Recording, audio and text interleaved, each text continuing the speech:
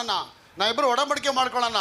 ನಿನ್ನ ಪಾಪಗಳು ಕಡು ಕೆಂಪಾಗಿದ್ರು ಹಿಮ ಮಂಜಿನಂತೆ ಬೆಳ್ಳಗೆ ಮಾಡುತ್ತೆ. ಇವಾಗ ಪಾಪ ತಾನೇ ನಿನ್ಗೆ ಆಶ್ರಿತ ಬಡದೇಕಾಗ್ತಾ ಇದೆ ಏನಪ್ಪ, ಅದು ಹಿಮದಂತೆ. ನಿನ್ನ ಪಾಪಗಳು ಕಡು ಕೆಂಪಾಗಿದೆ, ಅದು ಹಿಮದಂತೆ ಬೆಳ್ಳಗೆ ಮಾಡುತ್ತೇನೆ, ಬೆಳ್ಳಗೆ ಮಾಡ್ತೇನೆ. ನೀವು ಒಪ್ಪಿಕೊಂಡು ವಿಧೇಯರಾಗೋದಾದ್ರೆ ಈ ದೇಶದ ಎಲ್ಲಾ ಸತ್ಫಲಗಳನ್ನ ಅನುಭವಿಸುವಿರಿ. ಆಗ ಒಪ್ಪಿಕೊಂಡು ವಿಧೇಯರಾದರೆ ಅಗ್ರಿಮೆಂಟ್ ಅಂತ ಹೇಳ್ತಾರೆ. If you are willing and obedient ಅಂತ ಹೇಳುತ್ತೆ ನೋಡಿ. If you are willing and obedient, God will give you the grace to eat the fruit of this land. Land ಅಂದ್ರೇನು? ನಮ್ಮ ಭಾರತ ದೇಶ. ನೀವು ಯಾವ ದೇಶದಲ್ಲಿದ್ದೀರಾ, ಈ ದೇಶದ ಎಲ್ಲ ಸವಲತ್ತುಗಳನ್ನ ಸತ್ಫಲಗಳನ್ನ ತಿನ್ನೋದಕ್ಕೆ ನಿಮ್ಗೆ ಅವಕಾಶ ಕೊಡ್ತಾರೆ. ಆಗ ನಿನ್ನ ಮನೇಲಿ ಬಡತನ ಇದೆ, ನಿನ್ನ ಮನೇಲಿ ದರಿದ್ರ ಇದೆ, ಊರಲ್ಲಿ ನಿನ್ನ ಮನೇಲಿ ದರಿದ್ರ ಇದೆ ಅಂತ ಈಗ ಊರಲ್ಲಿ ದರಿದ್ರ ಇದೆ ಅಂತ ಮಾತಾಡಬೇಡ.